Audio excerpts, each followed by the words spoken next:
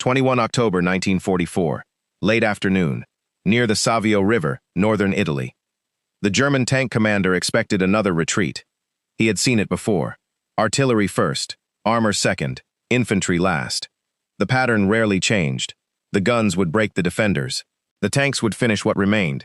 The infantry would occupy another stretch of road before darkness settled over the Italian countryside. That was the expectation. Reality was waiting, just beyond the smoke. The engines rolled forward with slow confidence, their tracks grinding wet earth into deep scars. Autumn rain had softened the fields. The vineyards stood battered. Farmhouses had become shattered shells of stone. The smell of damp soil mixed with cordite and diesel fuel. Every sound carried through the cool evening air. Ahead lay another Canadian position, or what German officers believed was another Canadian position, already close to collapse. The Allied advance had been relentless for weeks. Rivers, hills, villages, every mile had demanded blood. Surely these defenders were exhausted. Surely they had reached the limit of what ordinary infantry could endure. The lead tank eased toward a narrow stretch of road. Behind it came infantry, moving cautiously, but without panic. Rifles scanned hedgerows. Machine gun crews searched broken walls and tree lines. Orders passed quietly from one squad to another. Nothing moved. No artillery. No rifle fire. No visible anti-tank gun. Only silence. To experienced soldiers, silence could mean safety, or it could mean death. The commander kept moving. Another few meters. Another few seconds. Then the silence shattered. A single anti-tank round struck the lead vehicle. Not from a concealed gun battery. Not from a hidden tank. From somewhere much smaller. Flame burst across steel. Smoke exploded upward. The road disappeared beneath black fire. The burning vehicle instantly became an obstacle, trapping everything behind it. The attack stopped. Not gradually. Immediately. German infantry scattered into ditches and behind shattered stone walls as bullets suddenly ripped through the smoke. The battlefield that had seemed empty only moments before erupted into disciplined, accurate fire. Confusion spread faster than the flames. Where had the shot come from? How many Canadians were still alive? Was this the edge of a much larger defensive line? No one knew. Radio operators struggled to report what they could barely understand. Tank crews searched desperately for targets they could not see. Officers tried to reorganize squads already pinned down by carefully aimed rifle and machine gun fire. The road had become a trap. Every second mattered. Every delay threatened the timetable. Every minute allowed the Allied line to strengthen. The Germans had expected frightened survivors. Instead, they had found determined resistance. They should have broken. They did not. Somewhere beyond the smoke, hidden among exhausted defenders, stood a Canadian non-commissioned officer carrying one of the most awkward anti-tank weapons of the Second World War. The PIAT. Heavy, unforgiving, difficult to operate, yet in practiced hands, deadly enough to stop steel. Long before historians would study this battlefield, long before medals would be awarded, the men advancing through that smoke understood only one thing. Someone refused to retreat, and because one position refused to disappear, an entire attack had begun to unravel. The Germans did not yet know his name, but before the battle ended, they would remember what happened on that road. Not because one man defeated an army, but because one exhausted sergeant helped deny an army the breakthrough it expected. The question was no longer whether the attack would succeed. The question had become far more unsettling. Who was still fighting? For many people, the Second World War in Western Europe begins on the beaches of Normandy. That is understandable. Normandy became the symbol. Italy became the forgotten classroom. Months before Canadian troops landed in France, they were already fighting one of the hardest campaigns of the entire war. It began in Sicily, during the summer of 1943. The island was supposed to be the gateway into mainland Italy. Instead, it became an unforgiving test of endurance. Steep ridges replaced open battlefields. Narrow roads favored defenders. Heat exhausted men long before combat began. German forces withdrew carefully, trading space for time, while forcing Allied infantry to fight for every hill and every crossroads. For Canada's soldiers, this was no parade of victories. Many had trained for years without knowing how they would react under fire. Now they learned. Not in classrooms, not on parade grounds, but under mortar bombardments, sniper fire, and relentless counterattacks. The enemy noticed. German commanders had fought British formations before. They understood British discipline. They had encountered American units adapting rapidly to modern combat. The Canadians were different in one important respect. They were changing quickly. Every week produced harder veterans than the week before. Experience accumulated with frightening speed. The men who entered Sicily were no longer the same soldiers by the time they crossed into mainland Italy. Leadership changed as casualties mounted. Officers were wounded. Some were killed. Responsibility flowed downward. Corporals, sergeants, experienced riflemen. The war demanded initiative from ordinary soldiers. Sometimes entire defensive positions depended upon non-commissioned officers making decisions in seconds rather than waiting for orders that would never arrive. Italy rewarded that kind of leadership. Its mountains broke formations apart. Its rivers isolated companies. Its villages turned every street into an independent battlefield. There was little room for perfect plans. There was constant need for determined individuals. The campaign became a slow contest of endurance. Rain replaced dust. Mud replaced speed. Every river crossing became another gamble. Every village concealed another machine gun. Every hill promised another defensive position. The soldiers carrying rifles paid the highest price. By the autumn of 1944, Canadian infantry had spent more than a year learning these lessons. Painfully. Repeatedly. The Germans still possessed experienced formations, veteran paratroopers, determined infantry, powerful armored units. But they also recognized something else.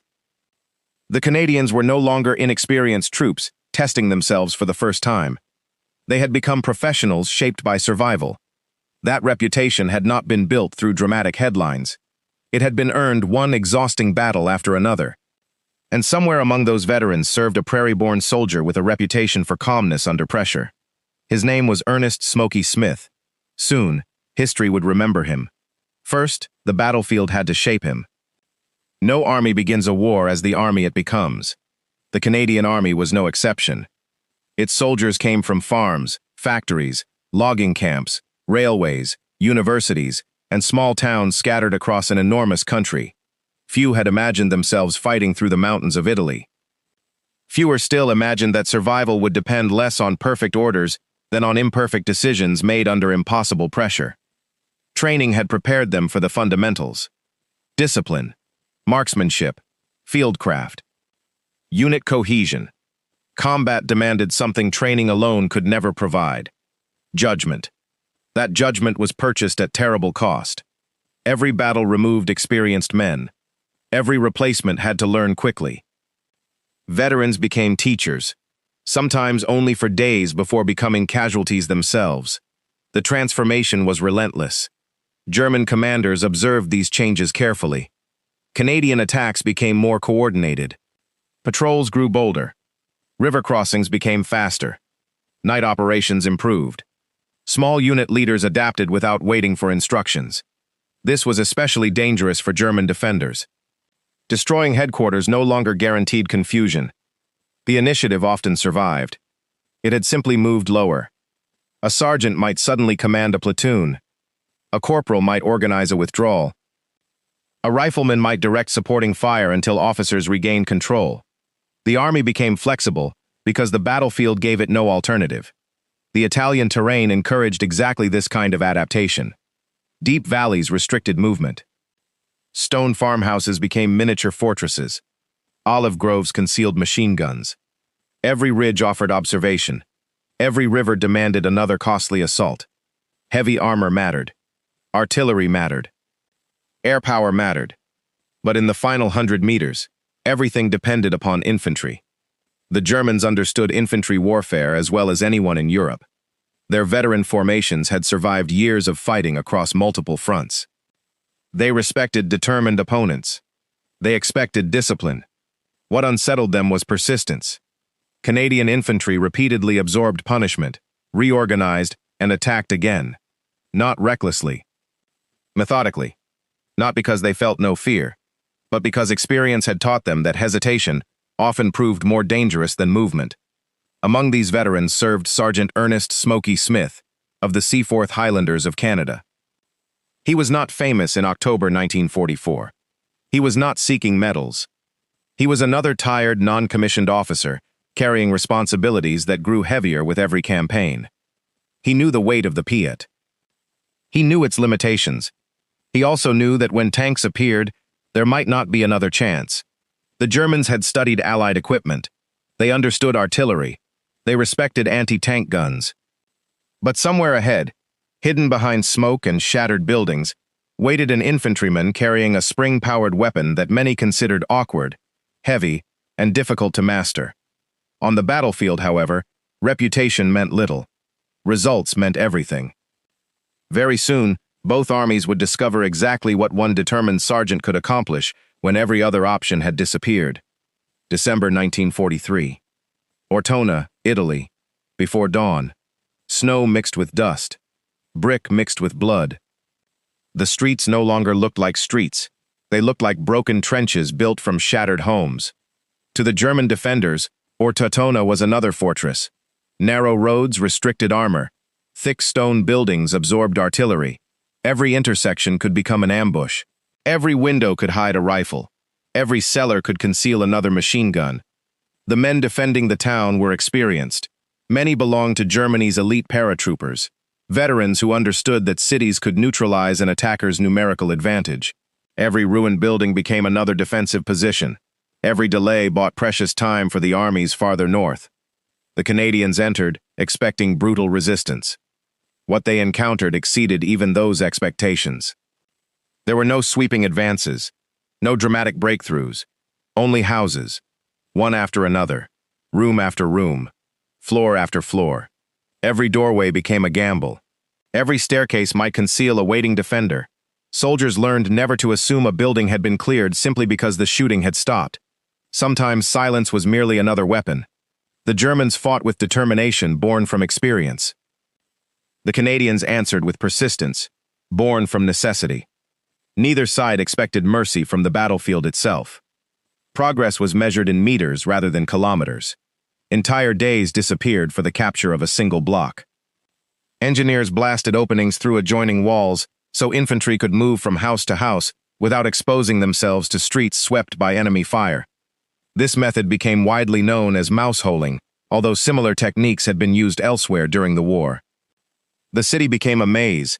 Maps quickly lost their value. Junior leaders became everything.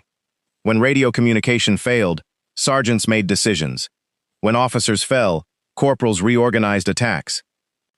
When units became separated, individual initiative often determined whether a position survived or collapsed. The Germans noticed. These Canadians did not simply continue advancing because they had superior numbers. They continued because small groups refused to stop. They should have broken. They did not. The cost was staggering. Both sides suffered heavily. Buildings that had stood for generations disappeared beneath artillery and explosives. Civilians who remained endured unimaginable hardship. The battle scarred not only armies, but an entire community, whose streets became synonymous with destruction. There was nothing glamorous about Ortona. It was cold, confusing, exhausting. Men fought at distances measured in feet rather than yards. Every victory carried another list of casualties. When the battle finally ended, the Canadians left behind more than graves. They carried away experience that could never be taught in any training camp. The soldiers who marched north in 1944 were different from the men who had entered Ortona months earlier. They understood urban combat. They understood fear. Most importantly, they understood how quickly battle could descend into chaos and how essential calm leadership became when chaos arrived.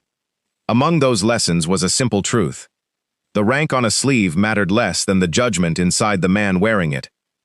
That lesson would soon decide another battle, far from the ruined streets of Ortona, near another river, against another determined German counterattack. Autumn 1944, northern Italy. The mountains narrowed. The rivers deepened. The weather turned against everyone. By late 1944, German commanders understood that they could no longer trade endless ground for time. Every withdrawal shortened the distance to the Reich itself. Every lost position increased pressure across multiple fronts.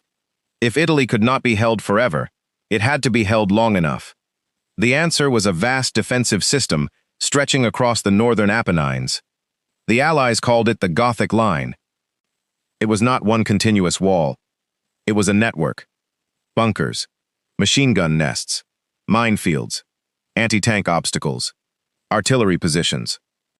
Mutually supporting strongpoints built into some of the most difficult terrain in Europe. Nature became another defender. Steep ridges slowed armor. Fast-moving rivers disrupted logistics. Autumn rain transformed fields into mud. Engineers struggled to repair roads almost as quickly as artillery destroyed them. For German planners, this landscape offered opportunity. The terrain could reduce Allied advantages in numbers, artillery, and air support. Instead of fighting massive armored formations on open plains, defenders could force infantry into narrow valleys, exposed crossings, and carefully prepared killing zones. Every bridge became valuable. Every river became another line of resistance. Every delay mattered. Canadian formations advancing through this landscape encountered not one decisive battle, but countless smaller ones. Patrols probed forward. Engineers cleared mines. Artillery registered new targets. Infantry crossed rivers under fire, established bridgeheads, and waited for inevitable counterattacks. Those counterattacks rarely came by accident. German doctrine emphasized immediate local action whenever Allied units secured vulnerable positions. Small bridgeheads were easiest to destroy before reinforcements arrived. Timing was everything. Strike quickly. Strike hard. Push the attackers back into the river before they could organize. It was a sound military principle. Often it worked. The Canadians understood this pattern. Every successful crossing carried an unspoken expectation. The Germans would come. Not eventually. Soon. The battlefield near the Savio River was no exception. Canadian troops had crossed. Positions remained exposed. Communications were strained. Many soldiers were exhausted after days of continuous operations. German commanders recognized an opportunity. If armor and infantry attacked before the bridgehead solidified, they might erase the Canadian gains entirely. From the German perspective, this was not desperation. It was calculation.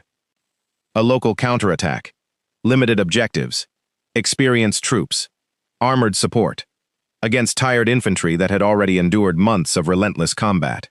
Everything suggested the operation could succeed. Everything, except one variable no operational map could measure. The determination of the men already holding the line. 21 October 1944, late afternoon, near the Savio River. The orders moved quietly through German ranks. Prepare. Advance. Restore the line. No dramatic speeches were necessary. Experienced soldiers understood their task. Canadian forces had crossed the river. Before they could strengthen their positions, they had to be driven back. The operation followed familiar logic.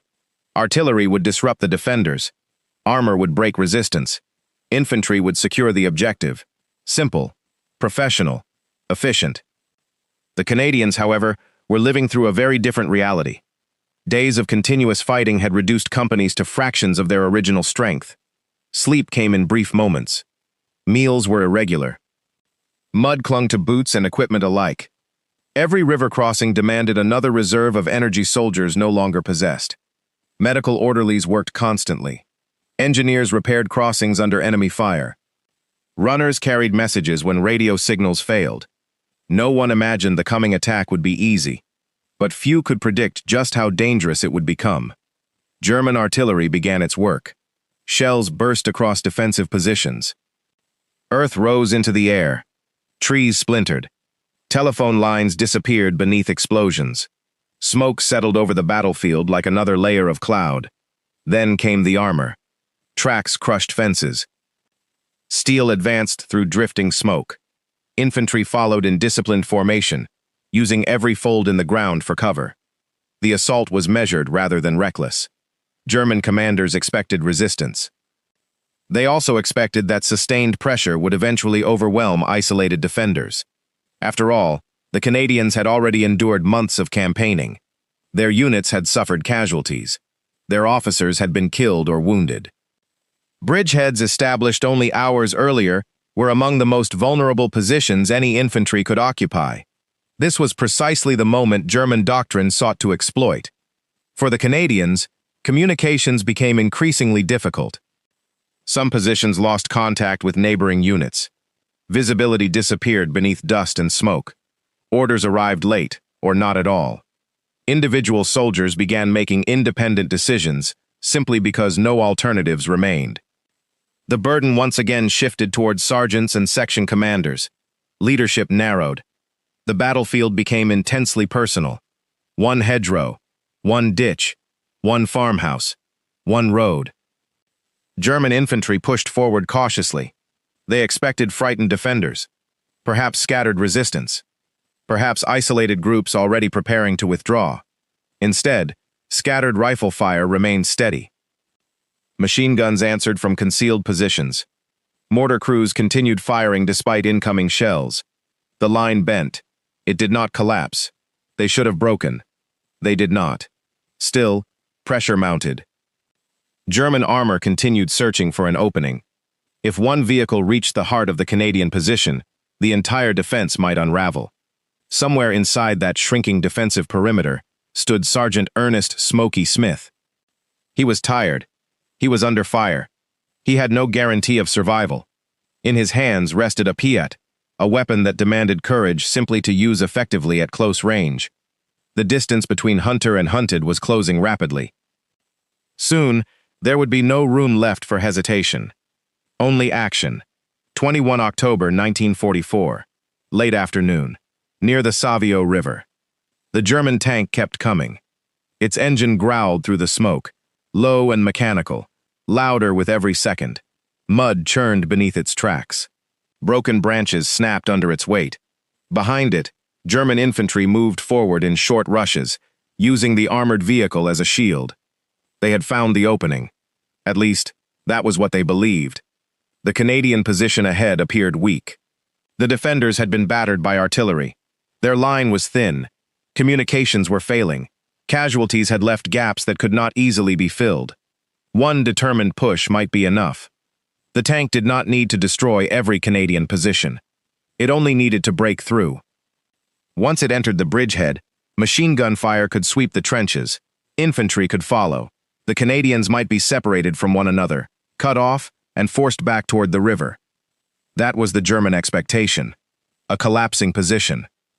A frightened withdrawal. Men abandoning weapons as steel closed behind them. But inside the smoke, Sergeant Ernest "Smokey" Smith was preparing to fire. Beside him was Private James Tennant, carrying the ammunition and helping operate the PIAT. Around them, the battlefield had narrowed into a few brutal facts. A tank was approaching. German infantry was following it. And there was almost no room left to retreat. The PIAT was not an elegant weapon. It was heavy and awkward. Its spring-powered mechanism made it difficult to prepare and unpleasant to fire. Its effective use required the operator to allow enemy armor to come dangerously close. Too far away, and the shot might fail. Too close, and there might be no time for a second attempt. Smith waited. The tank continued forward. Its crew could not see him clearly through the darkness, smoke, and broken landscape. They knew Canadian infantry remained ahead, but infantry without proper anti-tank protection was vulnerable. Rifles could not stop armor. Light machine guns could not penetrate steel. Grenades demanded suicidal proximity. The tank commander had every reason to believe momentum belonged to him. Smith raised the PIAT. The weapon rested against his shoulder. There was no heroic silence, no perfect stillness, only shell fire, engine noise, shouted orders, the cries of wounded men. Fear does not disappear in moments like this. It sharpens everything. The distance, the angle, the shape of the target through smoke. Smith fired. The projectile struck the tank at close range. Flame and smoke erupted around the vehicle. Its advance stopped. The machine that had been meant to break the Canadian position became a burning obstruction in the road. For the German infantry behind it, the battlefield changed instantly. Their shield was gone. The road ahead was blocked. And somewhere in front of them was an anti-tank team that had survived everything thrown at it. The Germans opened fire. Bullets cut into the position around Smith and Tennant. The PIAT had revealed where they were.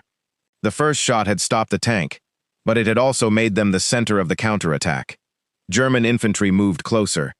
They were no longer advancing behind armor. Now they were hunting the men who had destroyed it. Tennant was wounded. Smith pulled him into cover, leaving the relative protection of his position while enemy fire continued across the road. He could have remained hidden. He could have waited for the Germans to pass. He could have assumed that his duty ended when the tank stopped. He did not. He protected the wounded man. Then he returned to the fight. Smith took up a Thompson submachine gun and engaged the infantry advancing toward them. The range was close. The smoke was thick. German soldiers appeared and disappeared between trees, ditches, wreckage, and the burning vehicle. There was no clear front line anymore. Only isolated pockets of men trying to survive. From the German side, the resistance made little sense. The tank had reached the position. The artillery had done its work. The Canadians should have been retreating. Instead, fire continued from the darkness. The German infantry had expected to finish a broken defense. They found a sergeant firing back at close range. Smith moved between the wounded Tennant and the advancing enemy. He fired, repositioned, and fired again. German soldiers attempted to close the distance, but the burning tank illuminated parts of the road and exposed movement through the smoke. The wreck had become a barrier, a source of light, a warning. Every time the Germans looked toward it, they were reminded that the armored spearhead had failed. Smith was not alone on the battlefield. Other Canadians were still resisting. Other weapons were still firing. Other soldiers were holding nearby positions under the same pressure. But at that point on the road, the battle had become frighteningly small. One wounded private, one sergeant, one burning tank, and German infantry attempting to force its way past them. The attackers did not know exactly how many Canadians remained. That uncertainty mattered. A few rifles could sound like a larger force in darkness. Fire from shifting positions could suggest reinforcements. A burning vehicle could hide movement as easily as it revealed it. The Germans had lost the confidence that carried them forward. They began to hesitate. Hesitation on a battlefield can last only seconds. But seconds are enough. Enough for defenders to reload. Enough for wounded men to be moved. Enough for another position to open fire.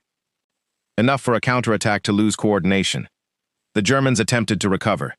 Their officers still had men in the area. Other armored vehicles remained nearby. The Canadians were still vulnerable. The attack was not yet finished. Another tank, or self-propelled gun, opened fire at Smith's position. The blast tore through the darkness. Debris struck the ground around him. The pressure and noise would have been overwhelming. Smith remained near Tennant, continuing to defend the position despite the growing danger. He had already stopped one tank. Now he faced the possibility that another armored vehicle would destroy the position from a safer distance. The Canadian line had no illusion of invincibility. Men were wounded. Ammunition was limited. The Germans still possessed firepower. Every minute Smith remained exposed increased the chance that he would be killed. Courage in this moment was not certainty. It was not confidence that survival was guaranteed. It was action without that guarantee. The German infantry tried again. Smith met them with fire. Some fell. Others withdrew behind cover. The counterattack that had begun with armor, infantry, and a clear tactical objective was becoming disorganized. The lead vehicle was destroyed. Infantry movement had slowed. The Canadians were still holding ground that should already have been lost. They should have broken. They did not. The German soldiers could not see the years of training behind the resistance. They could not see Sicily. They could not see Ortona. They could not see the mountains, river crossings, casualty lists, and ruined villages that had shaped the Canadians holding this position. They saw only the result. Men who had endured too much to panic easily. Sergeants who acted without waiting for permission.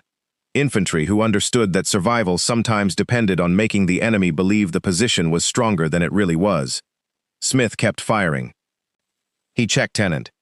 He watched the road. The burning tank continued to throw unstable light across the battlefield.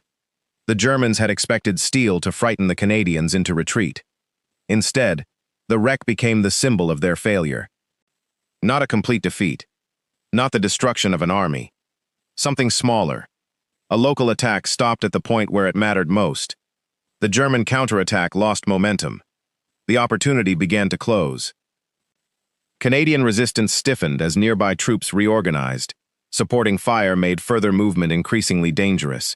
The attackers had not destroyed the bridgehead quickly enough. Time, once the Germans' greatest advantage, now worked against them. The longer the Canadians remained, the harder they would be to remove. Reinforcements could arrive. Defenses could be strengthened. Anti-tank weapons could be repositioned. Artillery could respond. The brief window for a decisive breakthrough was disappearing.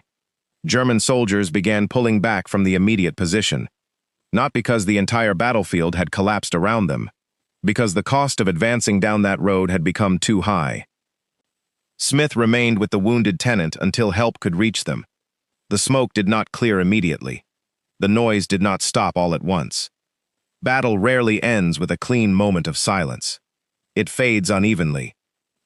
A burst of gunfire in the distance, an isolated shell, an engine reversing somewhere beyond sight, men calling for stretcher bearers.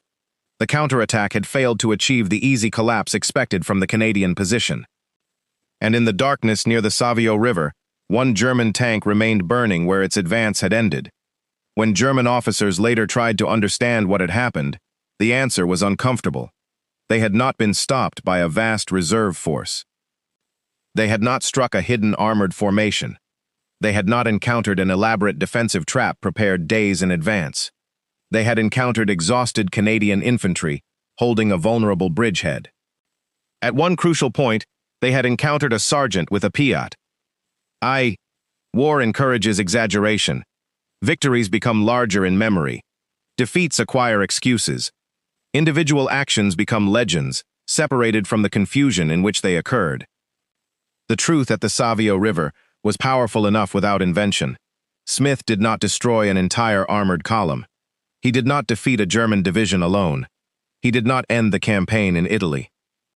What he did was stop the vehicle directly threatening his position, protect a wounded comrade, engage the infantry following behind, and help prevent a dangerous local breakthrough. That was enough. Enough to change the immediate battle. Enough to preserve the position. Enough to force the enemy to reconsider what it believed was possible. The Germans had approached with a familiar calculation: armor against infantry, momentum against exhaustion, a coordinated attack against a thin line. On paper, the advantage was clear, but maps cannot measure determination. Intelligence reports cannot predict the exact moment when one soldier decides that retreat is no longer an option. The German officers knew the Canadians had suffered. They knew their formations were tired. They knew the bridgehead remained vulnerable. What they could not know was how those same hardships had changed the men defending it. Months of battle had stripped away illusions. The Canadians knew armor could kill them. They knew artillery could erase a position in seconds. They knew bravery offered no protection from bullets. They remained anyway. That was the realization. Not that the Canadians were fearless. That fear was no longer enough to move them. The failed attack also revealed something about the Italian campaign itself. This was a war of small positions carrying enormous weight. A farmhouse could anchor a line. A ditch could conceal an anti-tank team. A bridge could determine whether an army advanced or waited. A single road could become the point through which an entire counterattack had to pass. The road near the Savio River was not famous before the battle. It was simply terrain. Afterward, it carried the memory of a tank that did not pass. German commanders did not need to know Smith's name that night. The wreck told them what mattered. The Canadians were still there. The crossing remained in Allied hands. The expected collapse had not happened.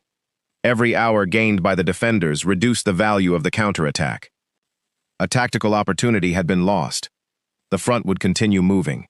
The German armies in Italy would continue fighting with skill and determination, using rivers, mountains, fortified lines, and local counterattacks to delay the Allies. There would be no sudden, effortless collapse. The campaign would remain brutal, but the action near the Savio River demonstrated the problem confronting German defenders. They could delay the Allied advance. They could inflict casualties. They could force every mile to be paid for. Yet each delay also consumed men, vehicles, ammunition, and time Germany could no longer replace easily. The Canadians were paying heavily. So were the Germans. This was not a simple story of one side possessing courage and the other lacking it. German soldiers advanced into deadly fire. German crews entered battles knowing Allied artillery and aircraft could find them. Many fought with discipline under increasingly desperate conditions. Respecting Canadian resistance does not require denying German battlefield skill. The difference at Savio was not bravery against cowardice. It was expectation against reality. The Germans expected the position to break. It held. They expected the tank to dominate the road. It burned. They expected the infantry behind it to complete the attack. They were forced back. That gap between expectation and reality is where fear begins. Not panic, not superstition, a professional fear. The recognition that the enemy ahead will demand more time, more ammunition, and more lives than the plan allowed. The action became one part of the larger Allied advance through northern Italy. It did not decide the campaign by itself. No responsible history should pretend otherwise. But campaigns are built from actions like this. A bridgehead survives. A counterattack fails. A unit retains ground. The next formation moves forward from a position that might otherwise have been lost. Operational momentum is not a single dramatic charge across a map. It is the accumulation of local successes. One crossing, one road, one night survived. At the Savio River, the Canadians survived the night, and the German opportunity passed with it. The battlefield moved on. The wrecked tank remained behind. The soldiers who had fought there carried the memory north. For Smith, the action was not yet a public story. There were wounded men to evacuate, equipment to recover, positions to strengthen, another day of war to endure. But the reports moved upward. Witnesses described what had happened. The details were examined. The courage displayed at close range could not be ignored. The medal would come later. First came the silence after battle. The strange emptiness that follows extreme violence. Men discover who is missing. Names are passed along. Rumors begin. A soldier learns that someone he spoke to hours earlier will never answer again. The surviving infantry clean their weapons. They eat when food arrives. They sleep, if sleep is possible. Then they prepare to move. War rarely allows time for meaning. Meaning is assigned afterward. Winter 1944. Italy. The battlefield moved on. The smoke lifted from the road near the Savio River. The wrecked armor cooled. Units reorganized. The wounded were carried rearward. The dead remained behind until burial parties could reach them. War rarely paused long enough to recognize courage. There was always another river, another village, another line on the map. For Sergeant Ernest "Smokey" Smith, the action did not feel like the beginning of a legend. It was another violent fragment of a campaign already filled with exhaustion, confusion, and loss. He had fired because the tank was coming. He had remained because withdrawing would have exposed the men around him. He had fought because, in that moment, there was no one else close enough to do what had to be done. That was the battlefield reality. Recognition came later. Smith was awarded the Victoria Cross, the highest decoration for gallantry available to Canadian and Commonwealth forces. The official citation recorded his courage at extraordinarily close range. It described him confronting enemy armor with a PIAT, engaging the infantry that followed, and continuing to protect the position while under intense fire. The medal transformed Smith into a national figure. But it could not restore the men who had been lost. It could not erase the mud, the fear, or the memory of wounded comrades calling through darkness. A decoration can preserve a moment. It cannot explain its full cost. Smith's Victoria Cross became the final Victoria Cross awarded to a Canadian for actions during the Second World War. That distinction carries weight, not because he was the last brave Canadian soldier. There would be courage after Savio. There would be sacrifice after Italy. It matters because his action came near the end of a long transformation. The Canadians who entered Sicily as inexperienced troops had become hardened veterans. They had crossed mountains. They had fought through ruined towns. They had endured rivers, mines, artillery, disease, exhaustion, and grief. The medal belonged to Smith. The road behind it belonged to thousands. Present day, northern Italy. The roads are quiet now. Farm machinery moves through fields where tanks once advanced. Rain settles softly across vineyards. Rivers that once divided armies continue toward the sea. There is little in the landscape to suggest what happened here. No burning steel, no artillery, no men waiting in ditches with rifles pressed into trembling hands. Only distance, only silence. But silence does not mean nothing happened. It means the witnesses are disappearing. The Canadian campaign in Italy is often overshadowed by Normandy, the liberation of the Netherlands, and the final advance into Germany. Yet before those victories, Canadians fought through Sicily and mainland Italy for nearly 2 years. They advanced through terrain designed to exhaust them, and against defenders ordered to delay them at every river, ridge, town, and ruined farmhouse. The men were not invincible. They were frightened. They were tired. They made mistakes. Some froze under fire. Some broke down afterward. Many never returned home. That truth does not weaken their story. It makes their courage real. Ernest Smith did not stop every German tank in Italy. He did not win the campaign alone. No honest history should claim that he did. What he did was smaller. And, in one critical moment, enormous. He stood where a position was failing. He used the weapon he had. He protected the man beside him. He denied the enemy the easy collapse it expected. They should have broken. They did not. The burned tank beside that road became more than wreckage. It became evidence. Evidence that a battle can turn on decisions made by exhausted men with no certainty of survival. Evidence that courage is rarely clean, dramatic, or painless. And evidence that sometimes the difference between retreat and resistance is one soldier who remains when every instinct tells him to run. 21 October 1944, late afternoon, near the Savio River. Return to the road one final time. The tank is approaching. The infantry is behind it. The German plan still appears intact. Canadian resistance seems scattered. The defenders seem exhausted. The outcome feels inevitable. Then the PIAT fires. One violent impact. One vehicle stopped. One column forced to hesitate. That was the sound around which the entire story turned. Not the roar of an army. The blunt, mechanical discharge of a weapon carried by one infantryman. The Germans feared artillery because it could erase positions. They respected armor because it could dominate open ground. They understood veteran infantry because they had fought it from North Africa to Russia. But the Canadians standing ahead of them represented something harder to calculate. Refusal. Not blind refusal. Not the absence of fear. A conscious decision to remain despite fear. That is what survived after the smoke disappeared. Smith would live long enough to become the last surviving Canadian recipient of the Victoria Cross from the Second World War. He became a symbol of a generation that often spoke less about what it had endured than later generations wished to know. But symbols can become dangerous when they erase the human being beneath them. Smokey Smith was not made of stone. He was a soldier under pressure. A man surrounded by noise, smoke, wounded comrades, and advancing steel. His greatness did not come from feeling nothing. It came from acting while feeling everything. The story of the Savio River is not proof that one man can defeat an army. It is proof that armies are made of moments.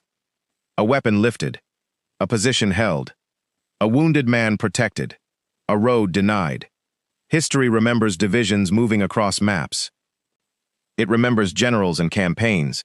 But on the ground, where the maps become mud, history is often decided by smaller things. A few meters, a few seconds, a few men who refuse to disappear. The Germans brought armor. The Canadians answered with an infantry weapon, exhausted discipline, and a sergeant who would not move. The road is quiet now, but it still remembers the moment when steel advanced, and resolve refused to yield.